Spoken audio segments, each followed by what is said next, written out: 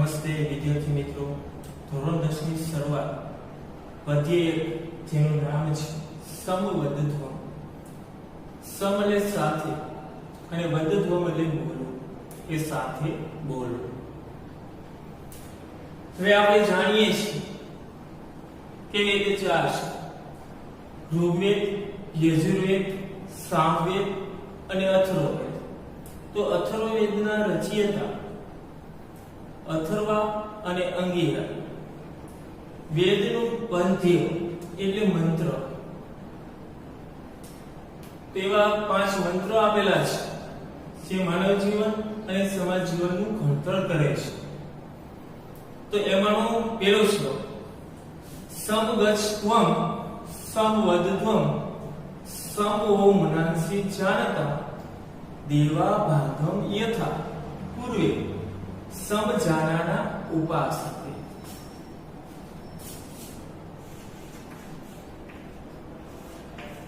સમગચ્છ્વમ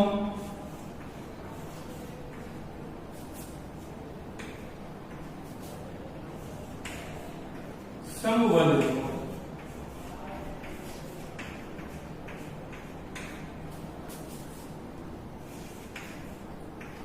સમો મનાંસી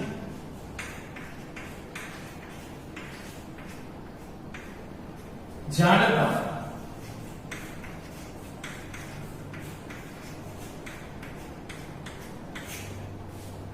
સમગચ્છ્વમ સમવદ્ધ્વમ સમો મનાંસી જાણતા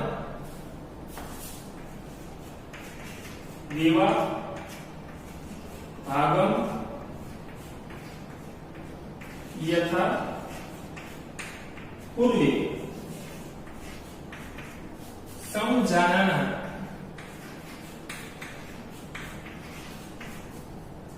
ઉપાસતે.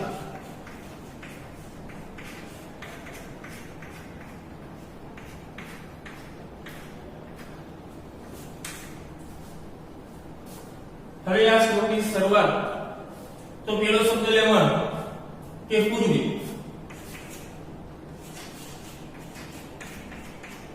એનો અર્થ થાય અગાઉ અથવા પૂર્વે. બીજો શબ્દ છે યથા એટલે જેમ.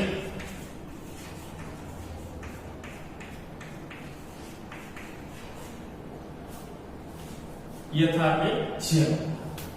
સમજાનાના સમજાનાના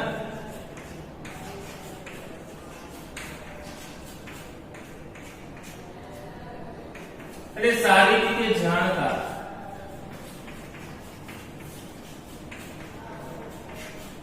સમજાનાના એટલે સારી રીતે જાણતા. દેવા ભાગમ ઉપાસતે દેવા ભાગમ ઉપાસતે.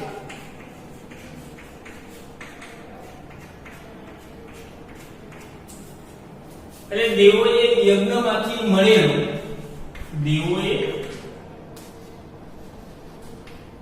યજ્ઞમાંથી મળેલું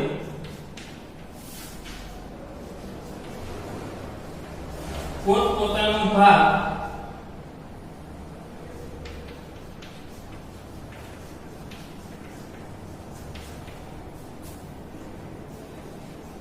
પ્રેમથી સ્વીકાર્યો હતો.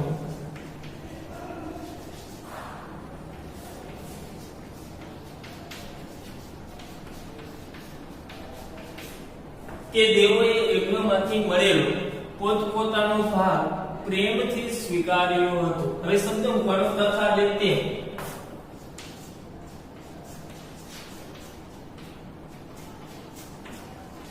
બીજો શબ્દ મૂકવાનો ઈઓ એટલે તમે બધા.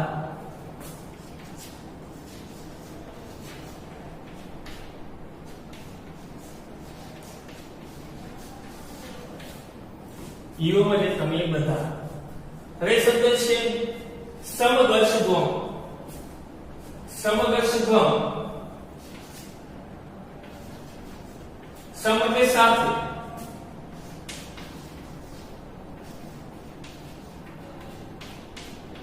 સમ એટલે સાથે ગચ્છ્વમ ચાલો ત્યાં શબ્દ છે સમવદધ્વમ.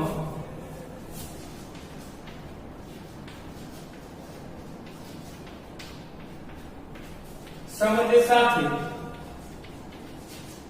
વદધ્વમ એટલે બોલવું.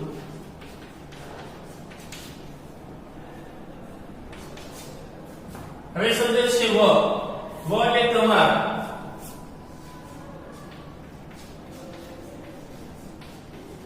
વ એટલે તમારા.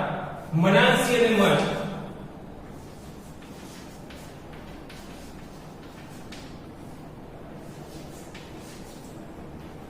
સમજાનતામ. સમજાનતાનું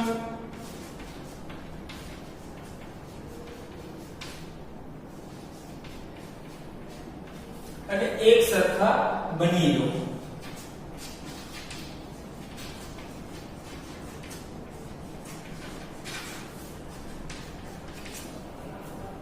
કે સમજાનતા મને એક સરખા બની લો.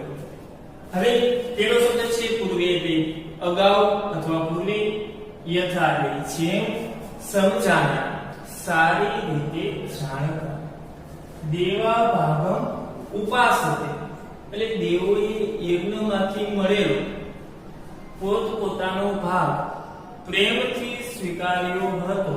શબ્દો ઉમેરવાના. તથા એટલે તેમ, ઈઓમરે તમે બધા, તેમ તમે બધા, સમગચ્છત્વમ સાથે ચાલો, સમવદધ્વમ સાથે બોલો. શબ્દો ઉમેરવાનો. ચ એટલે અન્ય, વ એટલે તમારા, મનાંસી એટલે મન, મનાંસી એટલે મન, સમચાલિતા એક સરખા બની રહો. આખો શ્લોક પૂર્વે જેમ સારી રીતે જાણતા, દેવોએ યજ્ઞમાંથી મળેલો પોતપોતાનો ભાગ પ્રેમથી સ્વીકાર્યો હતો, તેમ તમે બધા સાથે ચાલો, સાથે બોલો અને તમારા મન એક સરખા બની રહો. હવે આ શ્લોક છે એ તમારે કંઠસ્થ કરવાનો રહેશે. આ શ્લોક ઋગ્વેદમાંથી લેવામાં આવેલો છે અને સામાજિક વ્યવહારને લગતો છે. હવે એમાં સૂક્ત, મંડળ અને શ્લોક આપેલા છે 10.191.2. આ શ્લોક તમે સરસ રીતે સમજી ગયા હશો તો તમે આ શ્લોક તમારી નોંધપોથીમાં લખી દેશો.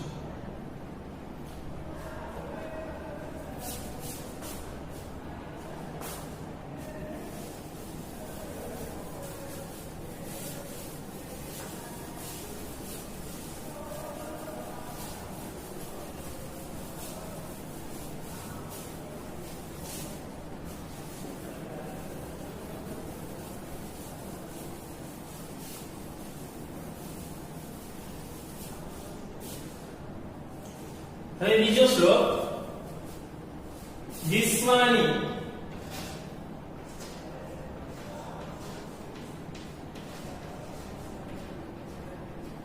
દેવ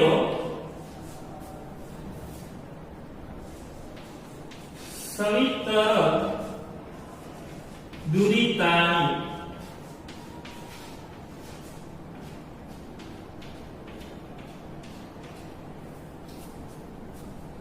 પરાસુવ.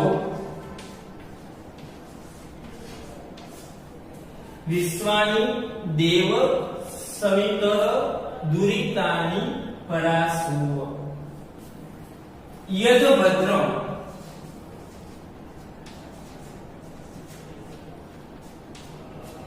તદન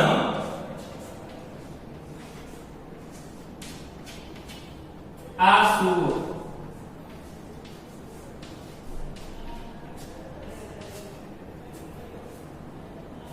યદભદ્રમ તદ ન આસુવ. તો પેલો શબ્દ લેવાનો દેવ સવિત.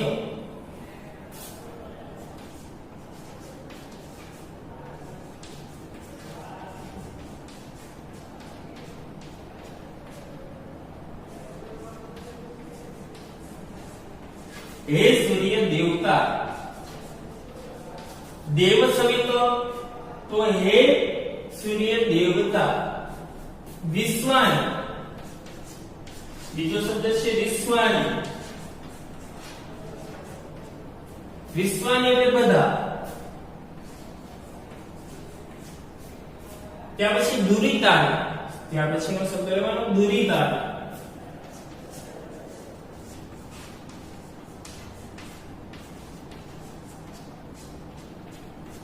દુરીતાની એટલે દુર્ગુણોને દુરીતાની એટલે દુર્ગુણોને ત્યાર પછીનો શબ્દ છે પરાસુ એટલે દૂર કરો પરાસુ એટલે દૂર કરો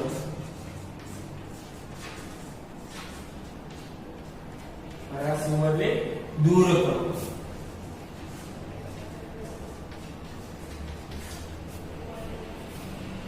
देव सवितर हे सूर्य देवता विश्वानी એટલે બધા દુરીતાની દુર્ગુણો પરાસુ દૂર કરો હે સૂર્ય દેવતા બધા દુર્ગુણોને દૂર કરો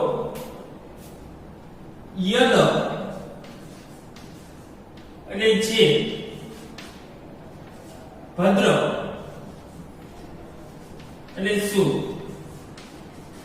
યદ ભદ્ર એટલે જે કઈ શુભ હોય આખો શબ્દ લેવાનો જે કઈ શુભ હોય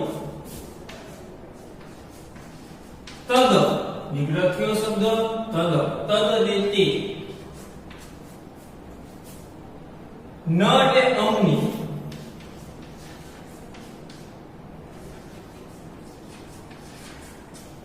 આ સુવડે પ્રાપ્ત કરાવો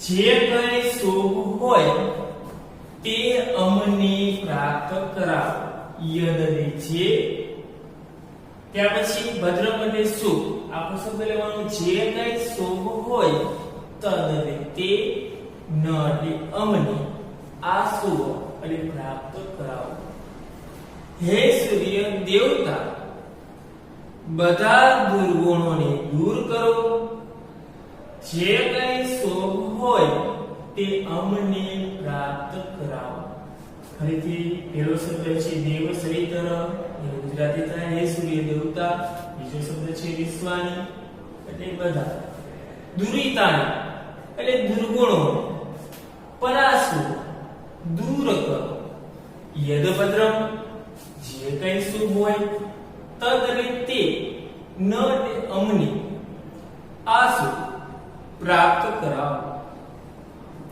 આ શ્લોક તમે વ્યવસ્થિત સમજી ગયા છો તો તમારી નોંધપોથીમાં લખી લેજો હવે આ શ્લોક શેમાંથી લેવામાં આવેલો છે તો યજુર્વેદમાંથી લેવામાં આવેલો છે વાતચીત તો જોઈએ તો દુર્ગુણોને દૂર કરવાની વાતચીત અને જેમના સૂક્ત મંડળ અને શ્લોક છે 30.3 તો તમારી નોંધપોથીમાં લખી લેજો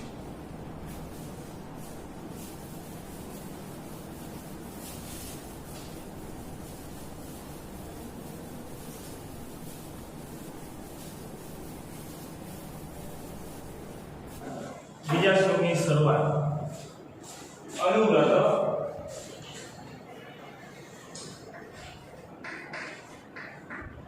પિતુ પુત્રો અનુવ્રત પિતુ પુત્રો માત્રા ભવતુ સમમના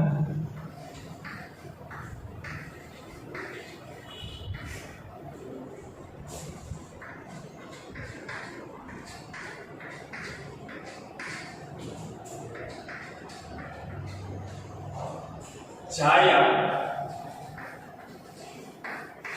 पतिए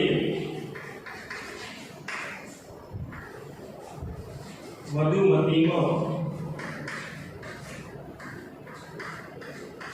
वाचनो વધતું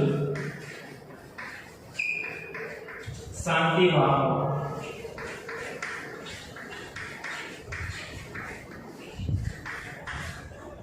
અનુવ્રત પિતુ પુત્ર માત્રા ભવતુ સમમના જાયાપતિ વધુમતી વાચમ વધતુ શાંતિવાહક. પેલો શબ્દ લઈએ તો પુત્ર. પુત્ર એટલે પુત્ર.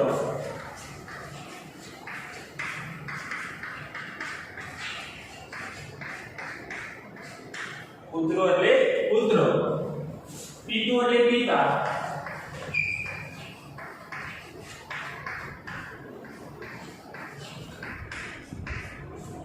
અનુવ્રત. અનુવ્રત એટલે વ્રતની પાછળ ચાલનાર. અનુવ્રત એટલે વ્રતની પાછળ ચાલનાર.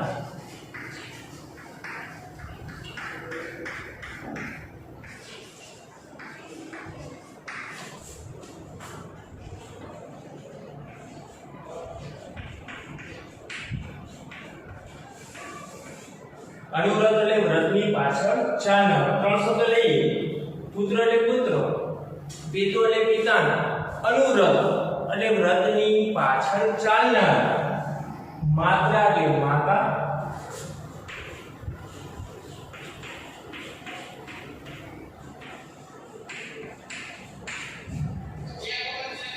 સમમના એટલે સમાન વિચારો વાળો.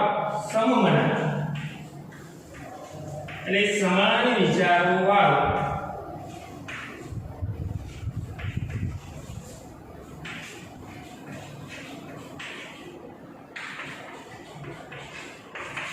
ભવતુ એટલે થાવ.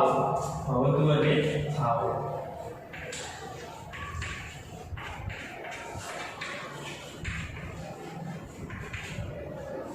માત્રા એટલે માતા, સમમના એટલે સમાન વિચારો વાળો, ભવતુ એટલે થાવ કે માતા સમાન વિચારો વાળો થાવ. આખી લીટી પુત્ર પિતાના વ્રતની પાછળ ચાલનારો અને માતાની સાથે સમાન વિચારો વાળો થાવ. જાયા પત્ની. જાયા એટલે પત્ની, પતિ એટલે પતિની સાથે. પતિ એટલે પતિની સાથે.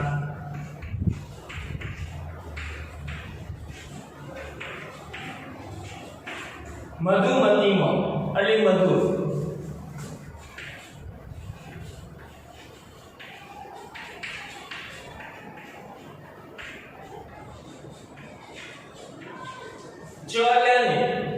શાંતિવાન એટલે શાંતિપૂર્ણ. શાંતિવાન એટલે શાંતિપૂર્ણ.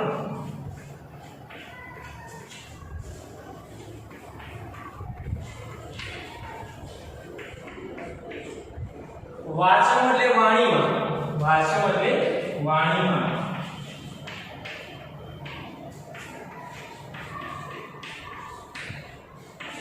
વધતું એટલે બોલવું. વધતું એટલે બોલવું.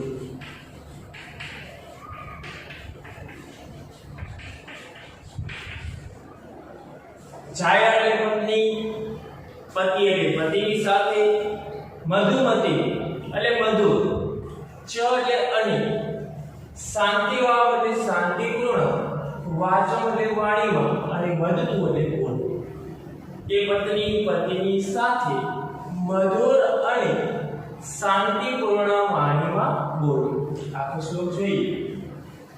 પુત્ર પિતાના વ્રતની પાછળ ચાલનારો અને માતાની સાથે સમાન વિચારો વાળો થાવ. પત્ની પતિની સાથે મધુર અને શાંતિપૂર્ણ વાણીમાં બોલવું. તો આ શ્લોક તમે વ્યવસ્થિત સમજી ગયા છો તો તમારી નોંધપોથીમાં લખેલું છે. હવે આ શ્લોક છે શેમાંથી લેવામાં આવેલો છે તો અથર્વવેદ એના સૂત્ર મંડળ અને શ્લોક છે 3.30.2. એમાં વાત છે તો પારિવારિક જીવન. તો આ શ્લોક વ્યવસ્થિત લખી લેજો.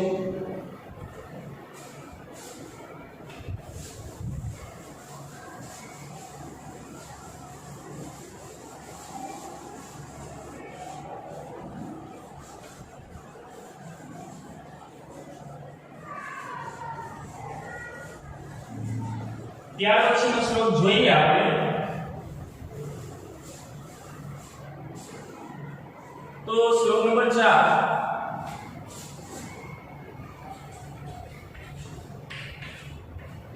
સર્વે ભવન્તુ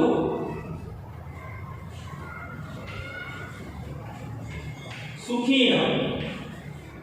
સર્વે ભવન્તુ સુખીનઃ.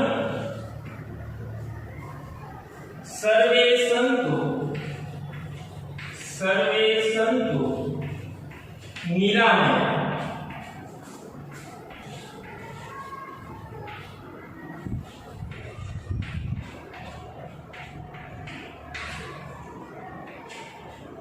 કે સર્વે ભવન્તુ સુખીનઃ, સર્વે સંતુ નિરામયા. સર્વે ભદ્રાણિ, સર્વે ભદ્રાણિ પશ્યન્તુ મા કશ્ચિદ દુઃખ ભાગ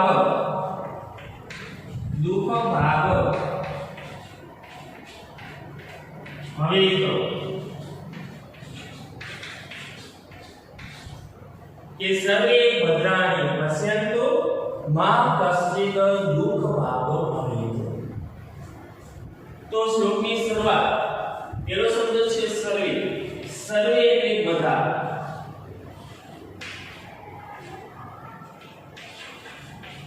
બધા એટલે લોકો થાય અને પ્રાણીઓ પણ લઈ શકે. સર્વે એટલે બધા. સુખી નરે સુખી.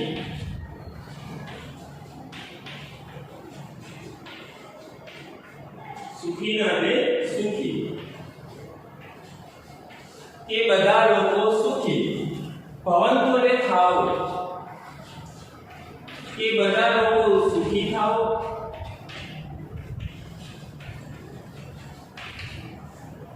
સર્વે એટલે બધા. નિરામયા એટલે નિરોગી. નિરામયા એટલે નિરોગી.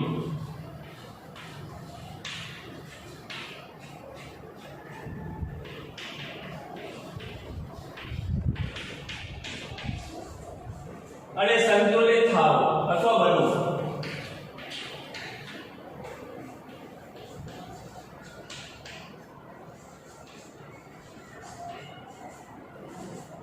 કે બધા લોકો નિરોગી થાવ. બધા લોકો સુખી થાવ. બધા લોકો નિરોગી થાવ. સર્વે એટલે બધા લોકો. ભદ્રાણી એટલે કલ્યાણ. ભદ્રાણી એટલે કલ્યાણ.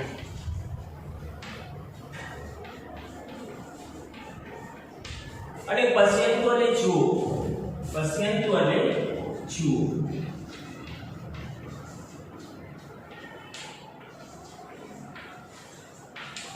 કે બધા લોકો કલ્યાણ જુઓ. કશ્ચિદ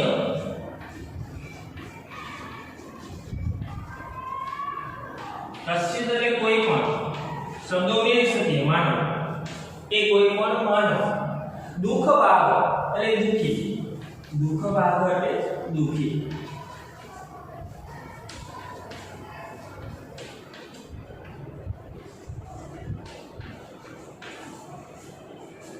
માં ભવેત ન થાવ. માં એટલે ન અને ભવેત એટલે થાવ.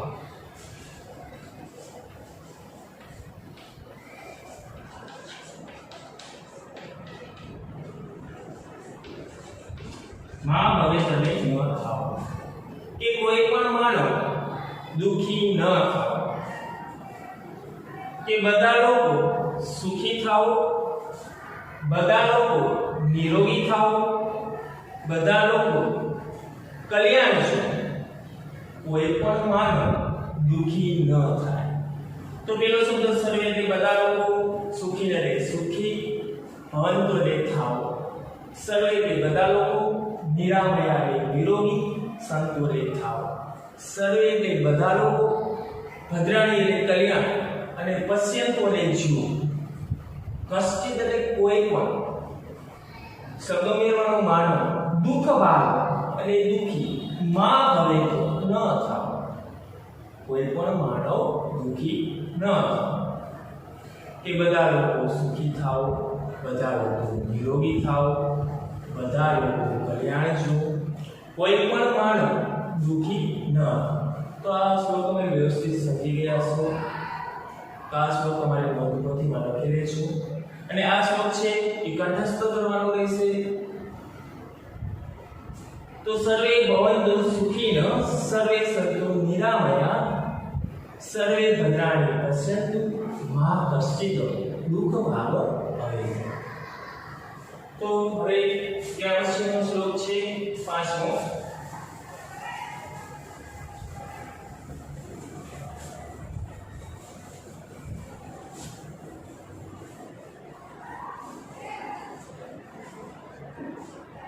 પાંચમો શ્લોક. કાલે વર્ષતુ પર્જન્ય, કાલે વર્ષતુ પર્જન્ય પૃથ્વી સસ્યશાલિની, પૃથ્વી સસ્યશાલિની.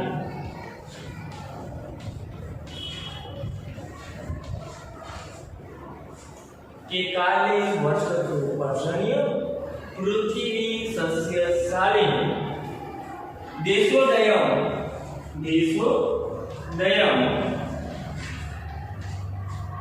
ક્ષોભરહિતો,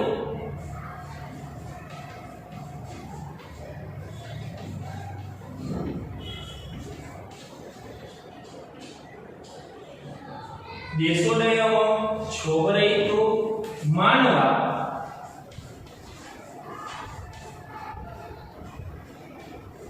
સંતુ નિર્ભયા.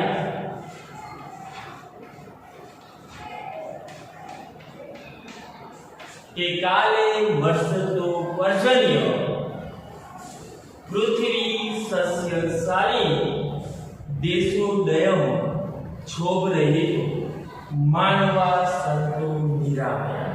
તો પેલો શબ્દ લઈ પર્જન્ય. પર્જન્ય એટલે વરસાદ.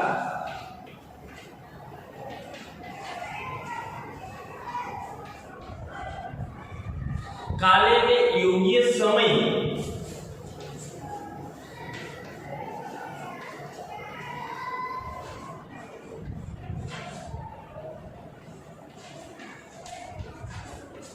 વર્ષતો એટલે વર્ષો, વર્ષતો એટલે વર્ષો.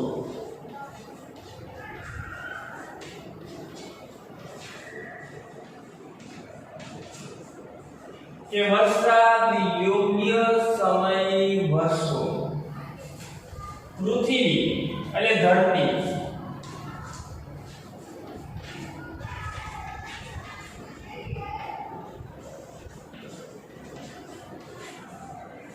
સસ્યશાલિની એટલે ધાન્ય સંપન્ન, સસ્યશાલિની.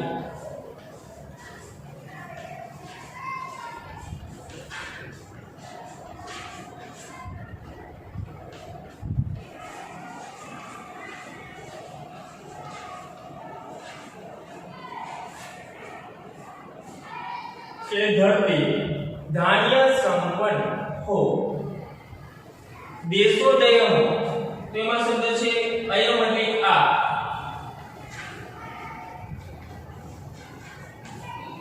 દેશો એટલે દેશ.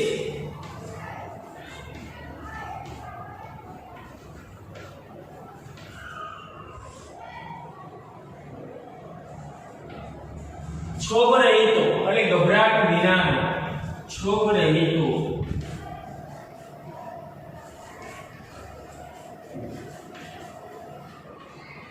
એટલે ગભરાટ વિના.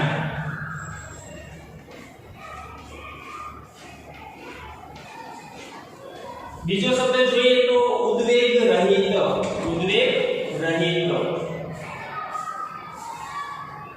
કે આ દેશ ગભરાટ વિનાનો શબ્દ મૂકવાનો ભાવ બોલે થાવ, ભાવ બોલે થાવ.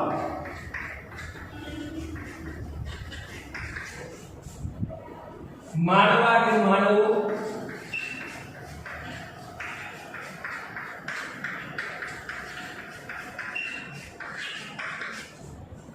નિર્ભય એટલે નિર્ભય, નિર્ભય એટલે ભય વગર,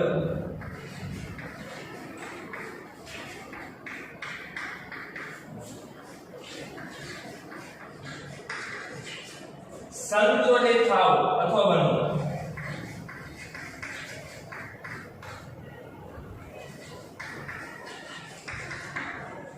માનવા એટલે માનવું, નિર્ભયા એટલે નિર્ભય, સંતો એટલે થાવ. પર્જન્ય એટલે વરસાદ, કાલે એટલે યોગ્ય સમય, વર્ષો એટલે વર્ષો કે વરસાદ યોગ્ય સમયે વર્ષો, પૃથ્વી એટલે ધરતી, સસ્યશાલિની એટલે ધાન્ય સંપન્ન, અયમ એટલે આ, દેશ એટલે દેશ, ક્ષોભ એટલે ગભરાટ વિનાનો, અને ભવતો એટલે થાવ, આ દેશ ગભરાટ વિનાનો થાવ. માનવા એટલે માનવું, નિર્ભયા એટલે નિર્ભય, સંતુ એટલે થાવ, માનવું નિર્ભય થાવ. કે વરસાદ યોગ્ય સમય વરસો, ધરતી ધાન્ય સંપન્ન હો, આ દેશ ગભરાટ વિનાનો થાવ, માનવું નિર્ભય બનો. તો આ શ્લોક તમે વ્યવસ્થિત સમજી ગયા છો તો તમારી નોંધપોથીમાં લખી લેજો. એ 5 મંત્ર જે તમે વ્યવસ્થિત સમજી ગયા, મહત્વનો એમાં પોઈન્ટ હોય તો તે પહેલા આપણે જોઈએ તો ચોથો અને 5મો શ્લોક છે એ સમાજ અને દેશનું કલ્યાણ માટે છે. હવે મહત્વનો પોઈન્ટ જોઈએ તો શ્લોક ઋગ્વેદ અને યજુર્વેદના શ્લોકમાં ખાસ કરીને ઊભી લીટી અને આડી લીટી આપેલી છે. તો એનું મહત્વ, વેદોની ભાષા સસ્વર એટલે કે સ્વર સાથે બોલાય છે અને લખાય છે. સ્વરના 3 પ્રકાર છે, ઉદાત્ત, અનુદાત્ત અને સ્વરિત. ઉદાત્ત એટલે થોડાક અક્ષર ઊંચેથી બોલવામાં આવે, અનુદાત્ત એટલે નીચેથી બોલવામાં આવે, સ્વરિત એટલે મધ્યમ વચ્ચેના ગાળામાં અક્ષરો બોલવામાં આવે. તો આડી લીટીની અનુદાત્ત, ઊભી લીટીને સ્વરિત કહેવામાં આવે છે. તો આ પદ્ય આપણે પૂર્ણ કરી દીધું. હવે ફરીથી એનું રિપીટ કરાવી દઉં, માત્ર ને માત્ર અનુવાદ. કે પૂર્વે જેમ સારી રીતે જાણતા દેવોએ યજ્ઞમાંથી મળેલો પોતપોતાનો ભાગ પ્રેમથી સ્વીકાર્યો હતો, તેમ તમે બધા સાથે ચાલો, સાથે બોલો અને તમારા મન એક સરખા બની રહો. બીજો શ્લોક કે હે સૂર્ય દેવતા, બધા દુર્ગુણોને દૂર કરો, જે કંઈ સુખ હોય તે અમને પ્રાપ્ત કરાવો. ત્રીજો શ્લોક કે પુત્ર પિતાના વ્રતની પાછળ ચાલનારો અને માતાની સાથે સમાન વિચારો વાળો થાવ, પત્ની પતિની સાથે મધુર અને શાંતિપૂર્ણ વાણીમાં બોલો. કે બધા લોકો સુખી થાવ, બધા લોકો નિરોગી થાવ, બધા લોકોનું કલ્યાણ જુઓ, કોઈ પણ માનવ દુઃખી ન થાય. છેલ્લો શ્લોક એટલે 5. વરસાદ એટલે યોગ્ય સમયે વરસો, ધરતી કાર્ય સંપન્ન હો, આ દેશ ગભરાટ વિનાનો થાવ, માનવો નિર્ભય બનો. પહેલો શ્લોક છે અને ચોથો શ્લોક એ સંસ્કૃતમાં પાકો કરવાનો રહેશે. તો પહેલો શ્લોક જોઈએ તો સમવશધ્વમ, સમવદધ્વમ, સમો મનાસી જાનતા દેવા ભાગમ યથા પૂર્વે સમજાનાના ઉપાસ.